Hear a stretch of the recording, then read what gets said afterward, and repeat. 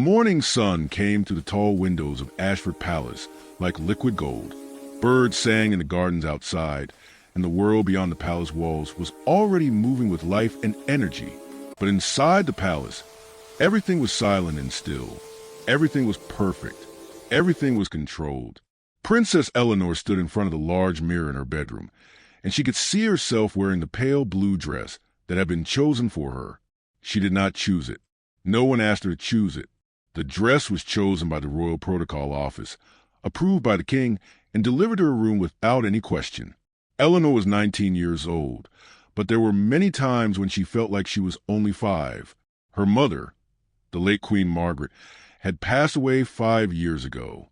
Eleanor remembered her as a kind woman who would sometimes sneak into gardens and sit by the fountain, away from all the eyes and all the rules. But the Queen had taught her something important before she died. She had told Eleanor, "Being born royal is a gift, my dear, but it is also a cage, and the most beautiful cages are still cages." Eleanor did not understand it then.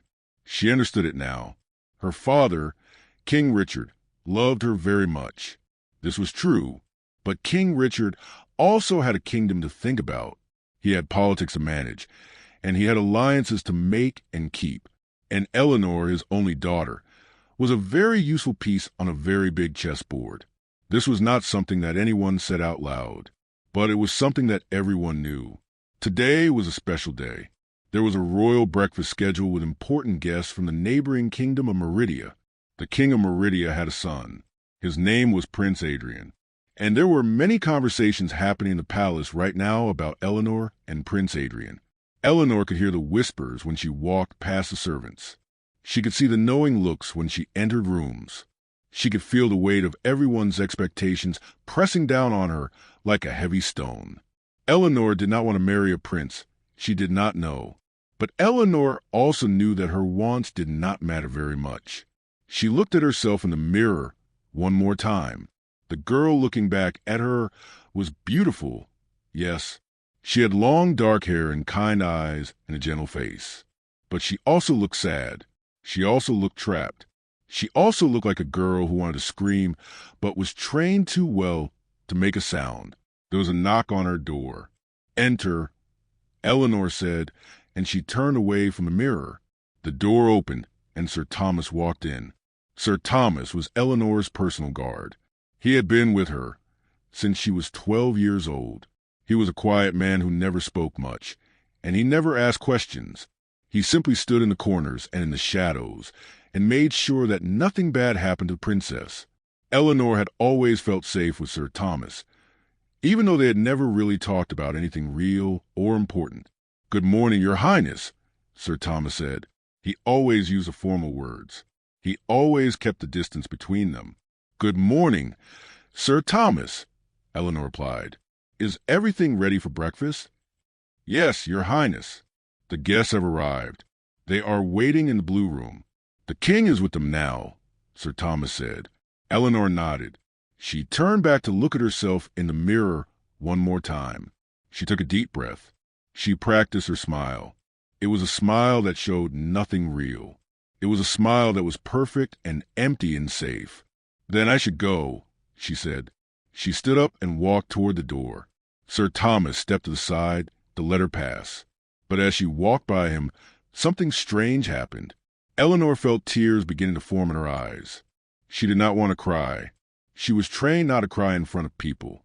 But the tears were coming anyway, and she could not stop them. She stopped walking. She kept her face turned away from Sir Thomas. She could feel his eyes on her, and she could feel his confusion.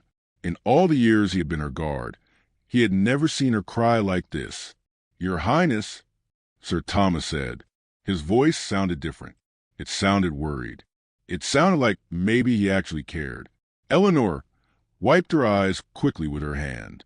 She was angry at herself for letting her emotions show. She was angry at the rules and at the expectations and at the beautiful dress and at the whole world that wanted to make her into something she was not. "I am fine," she said, but her voice was not strong. Her voice was shaking.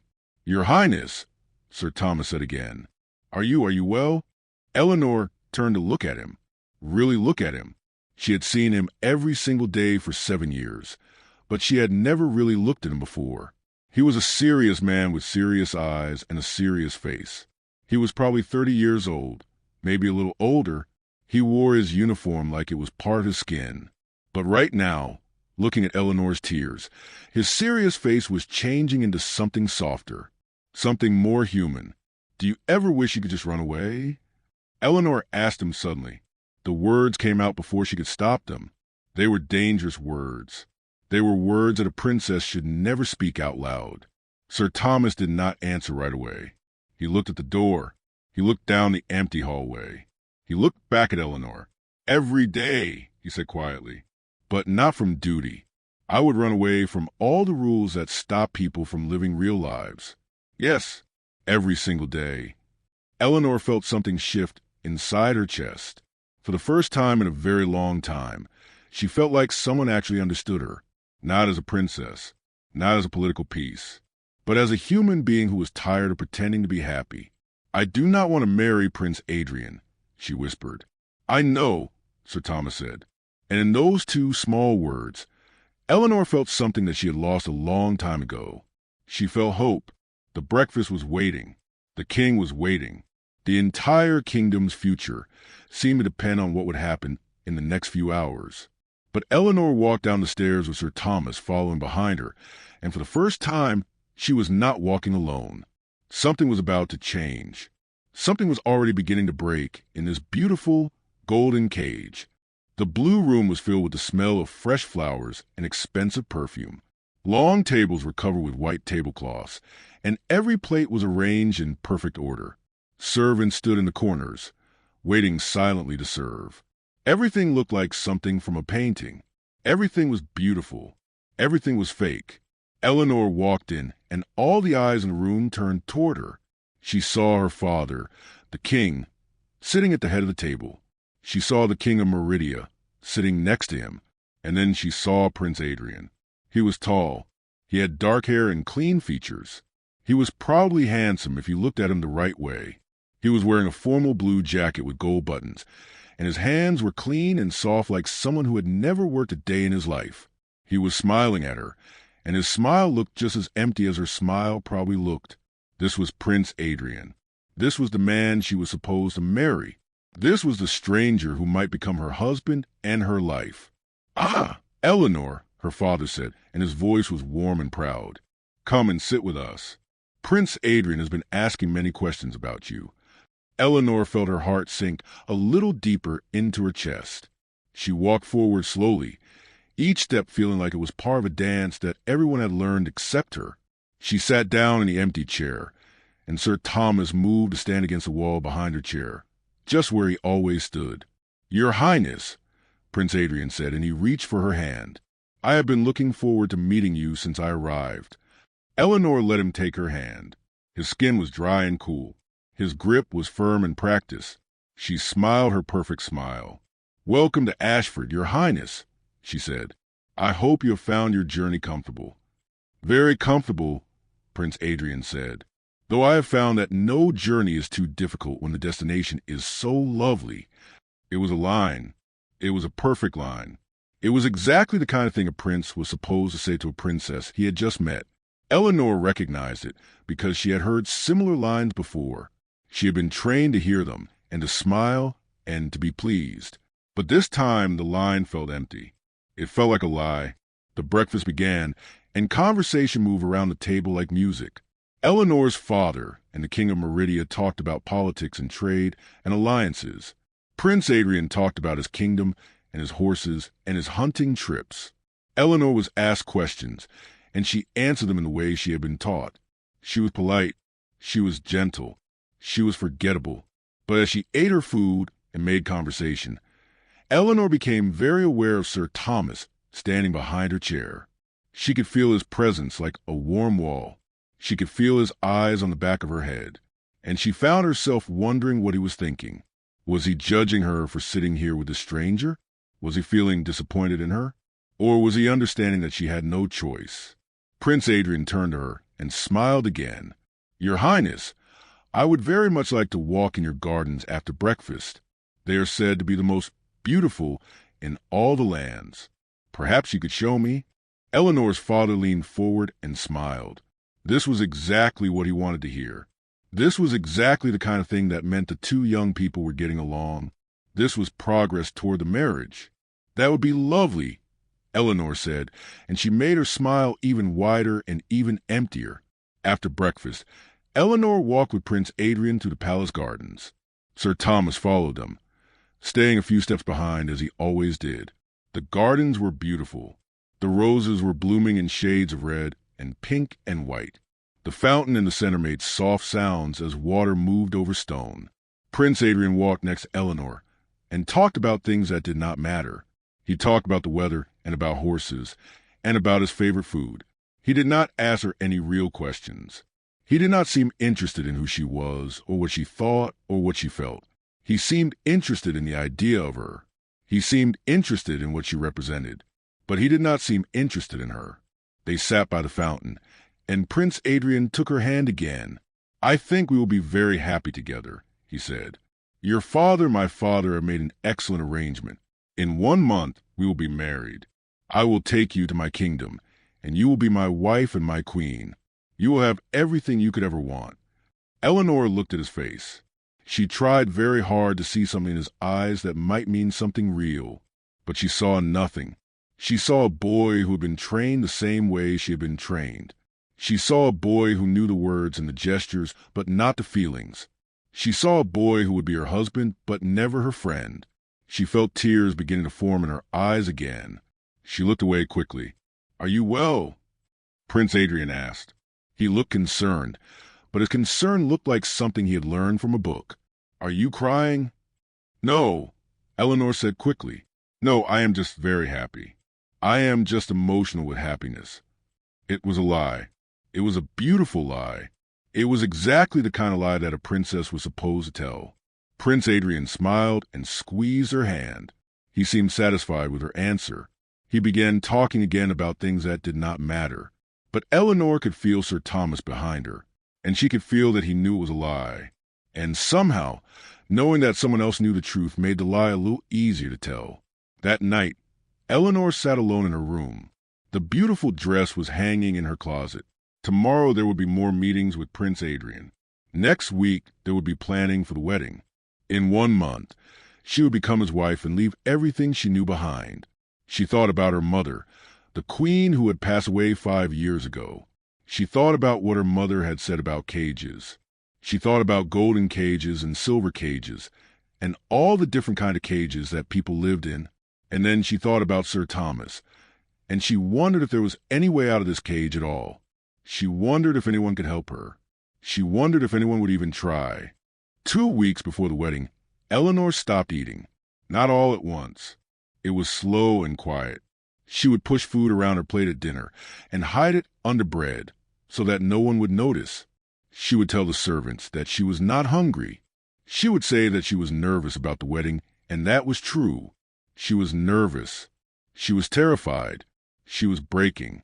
Everyone noticed, but no one said anything. Servants whispered when they thought she could not hear. Her father looked at her with worry in his eyes. The wedding planners checked her dress measurements and found that it was becoming loose.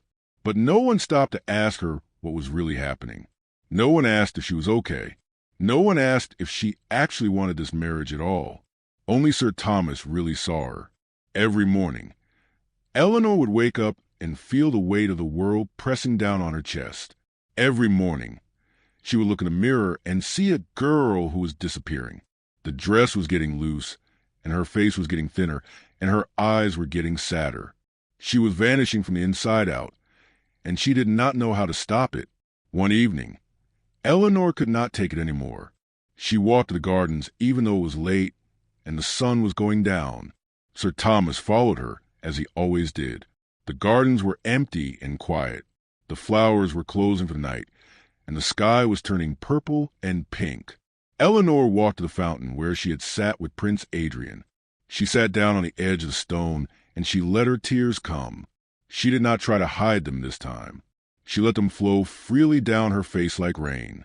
"Your Highness," Sir Thomas said quietly. He stepped forward from the shadows where he always stood. "Please do not cry. Why? Eleanor asked, and her voice was broken and bitter. Why should I not cry? Everything is ending, Sir Thomas. Everything I am is ending. In 2 weeks, I will be a wife to a man I do not know. I will live in a kingdom I have never seen. I will never see my home again. I will never see my father again. And no one cares because everyone is happy about this arrangement. She looked up at Sir Thomas, and he could see the real her now, not the princess, not the girl who smiled and nodded and said the right words. The real Eleanor, who was scared and sad and desperate. I do not want to marry him, she whispered. I do not want this life, but I have no choice. Princesses do not get to choose. We just have to smile and obey and pretend to be happy. Sir Thomas stood there, and his serious face was changing. His eyes were filled with something that looked like pain. He looked around to make sure no one was watching them. Then he sat down next to Eleanor on the fountain's edge. I know, he said quietly. I have watched you fade for 2 weeks, Your Highness. I have seen you stop eating. I have seen you stop sleeping. I have seen you stop being yourself. Then help me, Eleanor said suddenly. The words were dangerous words. They were words that could get them both in terrible trouble. Please, Sir Thomas, help me. Help me get out of here. Help me escape. Sir Thomas was quiet for a very long time. Eleanor could see him struggling inside himself. She could see duty fighting against something else. She could see loyalty to the king fighting against loyalty to his heart. If I help you, he said slowly, they will hunt us. They will find us. The king will be angry. You will lose everything. I am losing everything anyway, Eleanor said. I am losing my freedom. I am losing my choice. I am losing myself. At least if I run, I lose these things on my own terms. At least I can choose to lose them instead of being forced to lose them. Sir Thomas looked at her face, and he saw that she meant every word. He saw that she was desperate. He saw that she was serious. There is a way, he said finally. There is a passage that leads out of the palace. It goes under the walls. It comes out in the forest beyond. It was built 100 years ago in case the palace ever needed to be evacuated. Very few people know about it. I know about it because I study the palace. I study every entrance and every exit. I study every way that danger could come in or escape could happen. Eleanor felt hope rising in her chest for the first time in weeks. Could we use it? Could we escape through it? Yes, Sir Thomas said. But we would need to plan carefully. We would need supplies. We would need money. And we would need a time when the palace was busy and everyone was distracted. The wedding is in 2 weeks. 2 days before the wedding, there will be a grand party for all the noble families. Everyone will be dancing and drinking and celebrating. That would be the best time. You would do this? Eleanor asked. You would help me escape? You would risk everything. Sir Thomas looked at her, and for the first time, he did not look like a guard. He looked like a man who had been trained all his life to follow orders, but who had finally found something more important than orders. He looked like a man who understood that sometimes you have to break the rules to do what is right.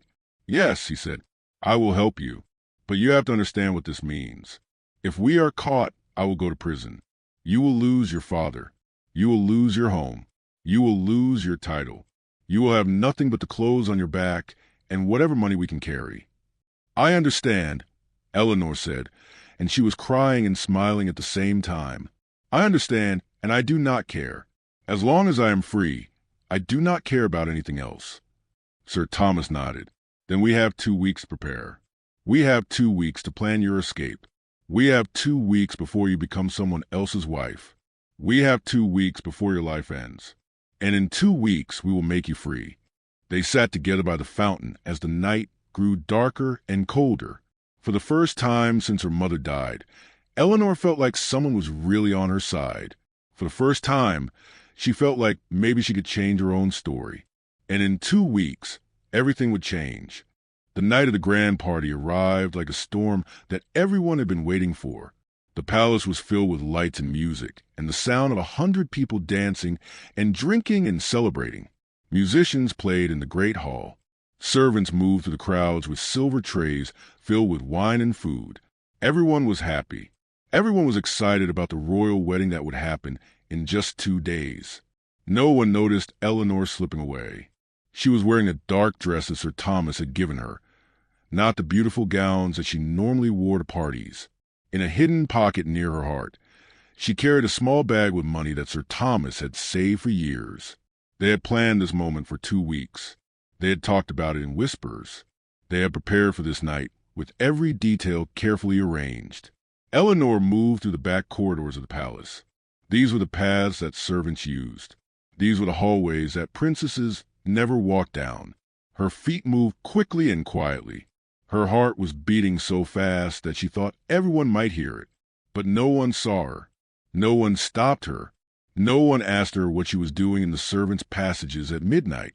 She reached the old library in the south wing. This was where Sir Thomas had said to come. The library was dark and empty. Books lined the walls from floor to ceiling. There was dust everywhere and a smell of old paper and forgotten stories. And in the corner, behind a tall shelf of books, there was a door. It was very small and very old. No one had used it in a very long time. Sir Thomas was already there, waiting in the darkness. He was no longer wearing his guard uniform. He was wearing simple clothes like a servant or a traveler. He was holding a small bag with supplies. When he saw Eleanor, his serious face became even more serious. "You came," he said quietly. "Of course I came," Eleanor replied. "I would rather die than marry Prince Adrian." Sir Thomas moved to the small door and pushed it open. It made an old creaking sound that seemed very loud in the quiet library. Behind the door was a narrow staircase that led down into darkness. The air that came from below was cold and damp and smelled like stone and earth.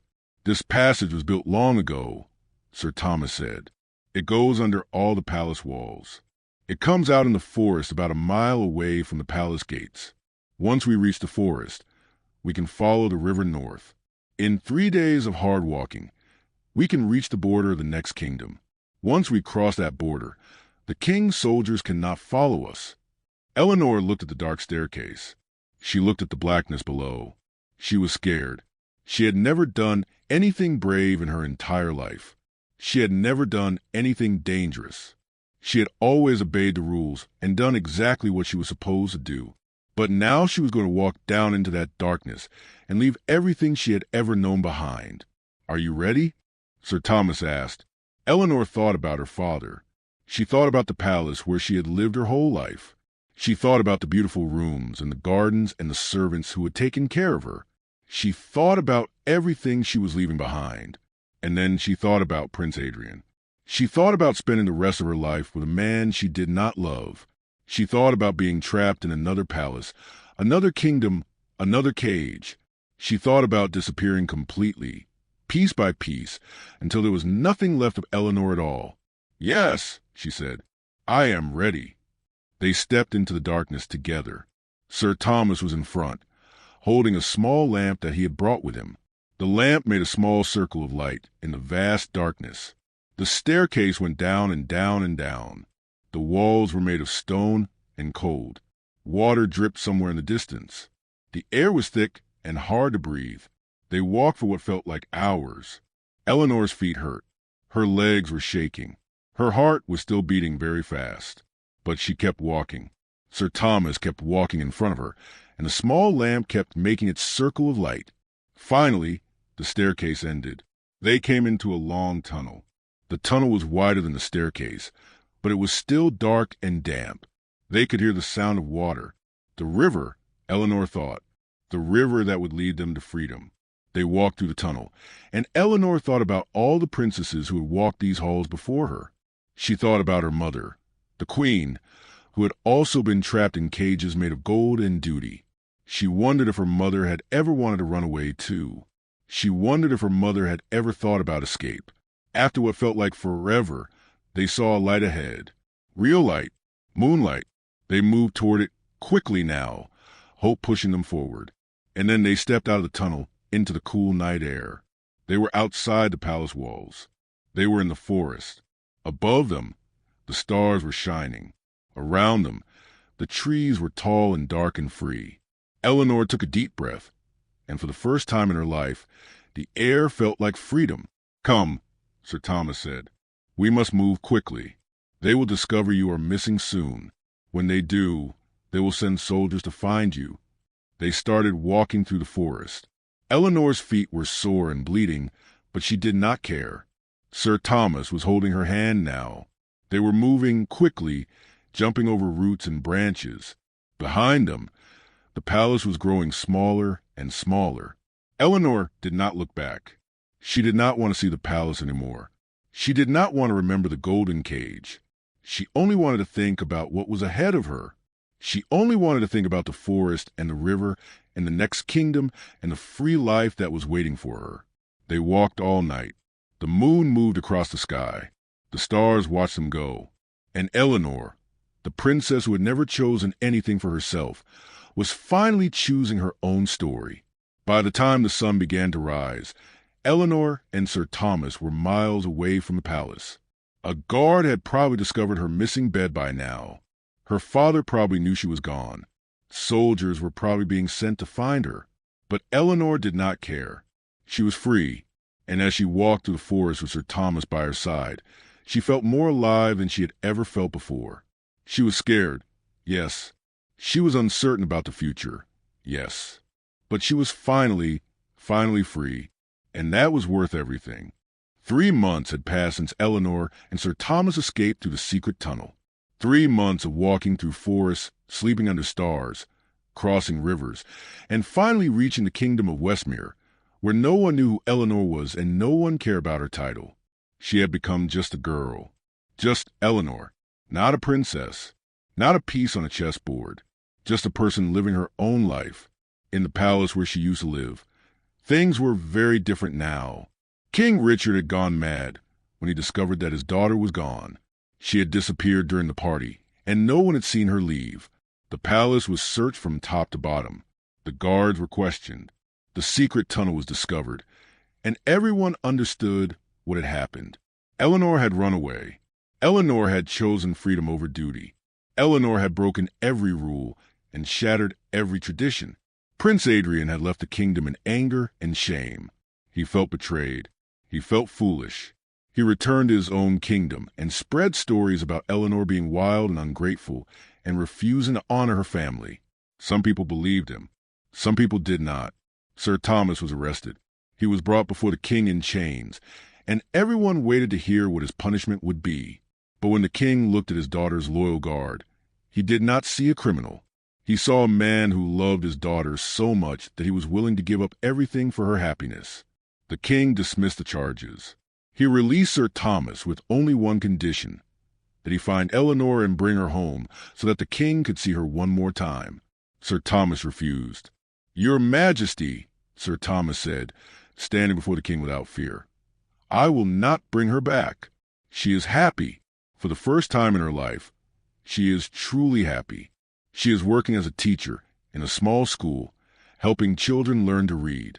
She is living in a cottage with a garden where she can grow her own flowers. She is free, and I will not take that freedom away from her, even for you." The king was angry at first, but as days passed and weeks passed and months passed, the king began to understand. He began to remember his wife, the queen who had felt trapped by duty. He began to realize that his daughter had been disappearing little by little, piece by piece, just like her mother had done, and he had let it happen. He had let his daughter fade away because he thought it was more important to make a good alliance than to see his child happy. One day, a letter arrived at the palace. It was written in Eleanor's handwriting. The king recognized it immediately. His hands were shaking as he opened the envelope. The letter said, "Dear father, I know you must hate me. I know you must be angry. I broke every rule. I brought shame to our family. I refused the life that was meant for me. And for this, I am sorry. But I am not sorry for the choice I made. I am writing to tell you that I am alive, and I am well and I am happy. Happier than I have ever been. I wake up every morning, and I choose what I want to do that day. I work as a teacher, and I help children who come from poor families learn to read and write. These children have nothing, but they have hope. They have dreams. They have the right to choose their own stories. I live in a small cottage with a garden. I grow flowers and vegetables. I cook my own meals. I make my own decisions. Every single day, I live my life on my own terms. I know you sent Sir Thomas to bring me back. I know you wanted to see me one more time. But I cannot come back, Father. If I came back, I would be trapped again. If I came back to that palace, the cage would close around me once more, and I would start to disappear again. I understand now why Mother used to escape to the gardens. I understand why she was so sad. It was not because she did not love you. It was because she loved herself, and she could not be both a person and a princess at the same time. I have chosen to be a person, Father, and I know this breaks your heart, and I am sorry for that. But I also know that you love me, and I think that real love means wanting someone to be happy, even if their happiness takes them far away. Sir Thomas is a good man. He risked everything to help me find freedom. You should not punish him. You should thank him. He did what real love looks like. He loved me enough to let me go. One day, maybe when I am older and stronger, I will come back to visit you. Maybe we can sit together in the gardens and talk about real things. Maybe I can tell you about my life and my students and my choices. But I cannot come back to stay. I cannot go back to being a princess in a cage. I love you, Father. Even though I am far away, I love you, but I love myself more. And I think that is what it means to really grow up. Your daughter, Eleanor. The king read the letter 3 times. He read it with tears streaming down his face. He read it while sitting alone in his great hall. He read it while remembering all the times his daughter had smiled her perfect, empty smile. He read it and realized that he had almost lost her completely. After the letter, everything changed in the palace. Sir Thomas was released from his duties, but the king offered him a new position. He became the king's advisor on matters of the heart, helping the king understand his children and what they really wanted instead of what they were supposed to want. Sir Thomas accepted, and he spent his days trying to help other families not make the same mistakes that King Richard had made. Prince Adrian's engagement with Eleanor was officially ended. A statement was released saying that Eleanor had decided to follow a different path in life. Some people gossiped about it. Some people whispered. But slowly, people began to understand that the princess had made her own choice. In the cottage in Westmere, Eleanor lived her quiet, beautiful life. She taught her students every day. She grew her garden. She read books that she chose for herself. She made friends with people who liked her for who she was, not for what she was. She had tea with neighbors who did not know she was a princess. She had dinner with people who had never heard of her family name. And sometimes, on quiet evenings, she would sit in her garden and think about her father. She wondered if he was angry still, or if he was beginning to understand. She wondered if maybe one day they could be close again, not as a king and a princess, but as a father and a daughter who loved each other enough to let each other be free. 5 years later, King Richard visited the cottage in Westmere without telling anyone. He found his daughter in her garden, teaching a group of children how to plant seeds. When Eleanor saw her father, she cried. When her father saw his daughter happy, he cried too. They sat together in the garden and talked for hours. The king told Eleanor that he was proud of her. He told her that her mother would have been proud of her too. He told her that he understood now what it meant to really love someone. And Eleanor told her father about her life. She told him about her students. She told him about her garden. She told him about the freedom she had found by choosing her own story. The king returned to his kingdom a different man. He became a better king, one who listened to his people and let them make choices about their own lives. He never forced another daughter into marriage. He never again tried to make someone else's story fit the shape of his plans. And Eleanor lived happily, not because she was a princess, but because she was free. Some stories do not end with crowns and castles. Some stories end with gardens and choices, and the kind of love that means letting go. Eleanor's story ended with her finding herself, and that, she learned, was the best ending of all. The end.